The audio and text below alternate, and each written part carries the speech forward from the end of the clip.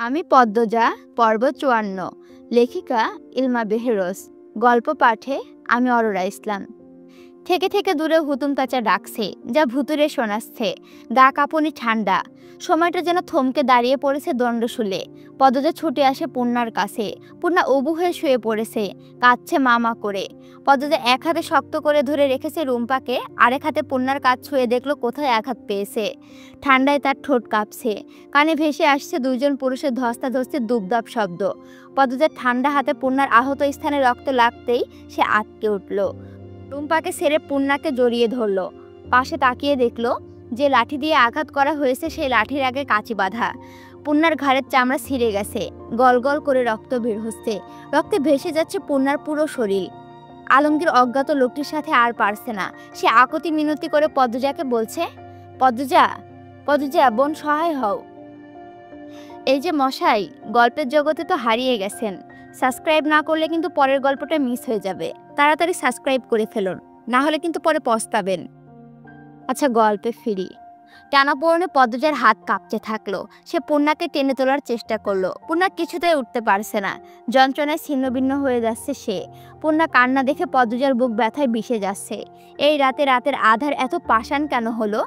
আলমগীরের আর্তনাদ ভেসে আসে। পদ্মজা চমকে ফিরে তাকালো। অজ্ঞাত লোকটি আলমগীরের স্পর্শকাতর স্থানে অস্বাভাবিকভাবে আঘাত করছে, ফলে সে দুর্বল হয়ে আর্তনাদ করে উবু হয়ে ছটফট করছে। অজ্ঞাত লোকটি দ্রুতগামী ঘোড়ার গর্জিতে ছুটে আসে রুম্পাকে ধরতে চাইল। পদ্মজা বাধা হয়ে দাঁড়ালো। অজ্ঞাত লোকটি কর্কশ কণ্ঠে পদ্মজাকে হুঙ্কার দিল, আমাকে আমার কাম করতে দে। একটা মানুষের কণ্ঠস্বর এত ভয়ঙ্কর কি করে হয়? এই কণ্ঠস্বর যে কাউকে কাঁপিয়ে তুলবে। পদ্মজা কিঞ্চিত চমকালেও থেমে থাকলো না। উত্তরের হাওয়ায় তার চুল এলোমেলো হয়ে উঠছে। সে অজ্ঞাত লোকটির মতো হুঙ্কার দিয়ে বলল, নিজের ভালো চান তো আত্মসমর্পণ করুন। পদ্মজার কথা শুনে লোকটি ব্যঙ্গ করে হাসলো। খুব কাছ থেকে অজ্ঞাত লোকটির মুখ দেখে পদ্মজার কপাল কুঁচকে ফেললো। লোকটির মুখ থেকে বিশ্রী একটা দুর্গন্ধ আসছে। স্বাস্থ্যবান দেহ, গায়ের রং কুচকুচে কালো, সাদা দাঁত কপাটি আর লাল ভয়ঙ্কর চোখ দুটি আগেই নজর কাঁপছে। পদ্মজা কিছু বুঝে ওঠার পূর্বে অজ্ঞাত লোকটিকে পদ্মজা ধাক্কা দিয়ে সরিয়ে দিল। এরপর লাঠি হাতে তুলে নিল। রুম্পা ছুটে পালাতে চাইল, কিন্তু পারল না। অজ্ঞাত লোকটি তার গলা চেপে ধরল। পদ্মজা দৌড়ে এসে অজ্ঞাত লোকটির পিঠে কিল ঘুষি দিল, তাও কাজ হলো না। পদ্মজার গায়ের শক্তি লোকটিকে এক চুলও নড়াতে পারেনি। রুম্পা গোংরাচ্ছে, পূর্ণা যন্ত্রণায় কাঁদছে, ভয়ে জুবুথুবু হয়ে আছে। রাত গভীর থেকে গভীরতর হচ্ছে। নিশাচর পাখিরা আজ যেন অদ্ভুত স্বরে ডাকাডাকি করছে। কেমন গা কাঁপিয়ে তোলা। ঝিঝি পোকাদের ডাক বেড়েছে, কান ঝালাপালা হয়ে যাচ্ছে। সেই সঙ্গে বেড়েছে বাতাসের বেগ। অজ্ঞাত লোকটি হিংস্র থাবা রুম্পাকে গ্রাস করে নিয়েছে। লোকটি পা দিয়ে মাটি থেকে লাঠি তুলল, তারপর লাঠির আগা থেকে কাঁচি হাতে নিল। আর একটুক্ষণ হলেই সেই ধারালো কাঁচি রুম্পার গলায় রক টেনে নিবে। উড়ে যাবে রুম্পার রুহু। আলমগীর নিজের যন্ত্রণা ভুলে ছুটে আসে তার সহধর্মিনীর প্রাণ বাঁচাতে। তার আগে ঘটে যায় ভয়ঙ্কর এক দৃশ্য। পদ্মজা অজ্ঞাত লোকটির পড়ে থাকা রামদা তুলে পিঠে কোপ বসিয়ে দিল। সঙ্গে সঙ্গে অজ্ঞাত লোকটি লুটে পড়ে মাটিতে। ফলে রামদা আরো গভীরে প্রবেশ করে। গরু জবাইয়ের পর গরু যেভাবে কাতরায়, অজ্ঞাত লোকটি ঠিক সেভাবে কাতরাতে থাকলো। রক্ত ছিটকে পড়ে পদ্মজার মুখে, শাড়িতে। কাঁপতে থাকা দেহটি ডিঙিয়ে আলমগীর রুম্পার কাছে যায়। তারপর পদ্মজার দিকে তাকালো। পদ্মজার বুক হাঁপড়ের মতো ওঠানামা করছে। চোখে যেন ধিকে ধিকে আগুন জ্বলছে। ধীরে ধীরে নিস্তেজ হয়ে যায় দেহটি। নিস্তেজ হয়ে পড়ে পদ্মজাও। সে এলোমেলো পায়ে কয়েক কদম পিছিয়ে গেল। তার শরীর কিঞ্চিত কাঁপছে। এটা সে কি করেছে? এ যে অচিন্তনীয় কাজ। সব এলোমেলো লাগছে, মাথা ভন ভন করে ঘুরছে, গা গুলিয়ে উঠছে। পূর্ণা এই দৃশ্য দেখে নিজের রক্তক্ষরণ ভুলে যায়, ভয়ে কাঁপতে থাকে। নাভি উল্টে বমি বেরিয়ে আসে। আলমগীর তাড়াহুড়ো করে পদ্মজার পাশে এসে দাঁড়ালো। পদ্মজার বুক বইছে অপ্রতিরোধ্য তুফান। সে নিষ্কম্পন চোখে তাকিয়ে আছে নিথর দেহটির দিকে। আলমগীর একটা চাবি পদ্মজার হাতে গুঁজে দিয়ে এক নিঃশ্বাসে বলল, ভয় পেও না। এই বাড়িতে দিন দুপুরে খুন হলেও তা বাইরের কেউ জানবে না। সকালে উঠে দেখবে এখানে বাবলুর লাশটিও নেই, রক্তও নেই। কেউ না কেউ সরিয়ে দিবে। সব দুঃস্বপ্ন মতো হবে। দ্রুত ঘরে ফিরে যাও। আমার অনেক কথা বলার আছে। আমি চিঠি লিখব তোমার বাপের বাড়ির ঠিকানায়। আসছি। রুম্পা দ্রুত পায়ে হেঁটে এসে পদ্মজাকে জড়িয়ে ধরল। তার বুকটা হাহাকার করছে। পদ্মজার কথা খুব মনে পড়বে। আলমগীর অস্থির হয়ে চারিদিকে দেখছে। আতঙ্কে সে কাঁপছে। এই বুঝি কেউ এসে গেল আর রুম্পাকে আবার বন্দি করে দিল। এমন অশান্তি নিয়ে দাঁড়িয়ে থাকা যায় না। আতঙ্কে যেন যে কোনো মুহূর্তে হৃদস্পন্দন বন্ধ হয়ে যেতে পারে। রুম্পা পদ্মজাকে কিছু বলতে চেয়েছিল, আলমগীর বলতে দিল না। তার আগেই টেনে নিয়ে দৌড়াতে থাকলো। পদ্মজা তাদের যাওয়া পানে চেয়ে দেখলো ঝিঝি পোকাদের আলোর ভিড়ে দুজন হারিয়ে যাচ্ছে। তারা বাঁচার আশায় দৌড়াচ্ছে, না হওয়া সংসার পাতার স্বপ্ন পূরণ করতে দৌড়াচ্ছে।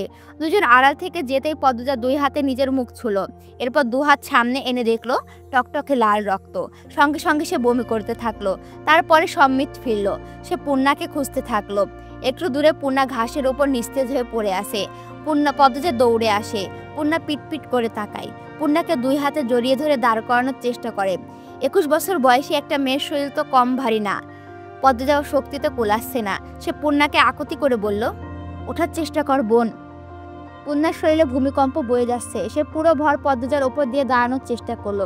পদ্মজার শরীরে পুরো শক্তি দিয়ে পূর্ণাকে আগলে ধরে সামনে হাঁটা শুরু করলো। পদ্মজার পা জোড়া ঠকঠক করে কাঁপছে।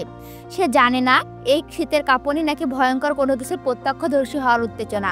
মনে হচ্ছে যেন ভয়ঙ্কর একটা ঝড় হুট করে শুরু হয়ে হুট করে থেমে গেছে, আর রেখে গেছে নিঃশ্বাস থামিয়ে দেওয়ার নিস্তব্ধতা।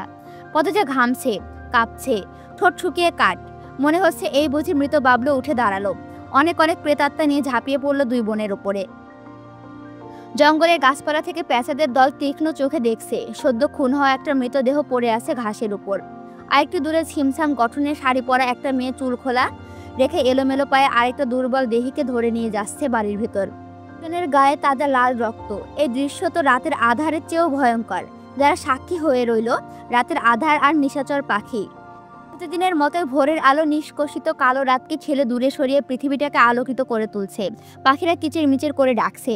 নতুন করে শুরু হয়েছে আরেকটা দিন। শুধু পদ্মজার সময়টা থেমে গেছে। সে তার গোসলখানায় বসে আছে, কনকনে ঠান্ডায় গোসল করছে।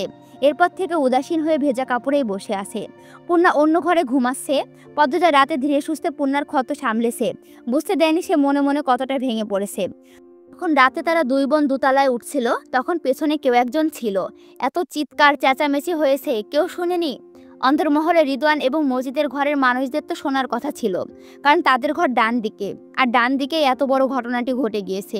পূর্ণা জোরে জোরে কেঁদেছে। আলমগীর চেঁচিয়েছে। বাবলু নামে সেই লোকটি খুন হওয়ার সময় আকাশ কাঁপিয়ে চিৎকার করেছিল, দুবদাব শব্দ তুলে কাতরাচ্ছিল। তবুও কেউ আসেনি। কেন আসেনি? তার কেন জানি মনে হচ্ছে সবাই শুনেছে, কিন্তু কেউ এগিয়ে আসেনি। পদ্মজার চোখ দুটি ঝাপসা হয়ে আসে। সবকিছু কেমন ওলট পালট লাগছে।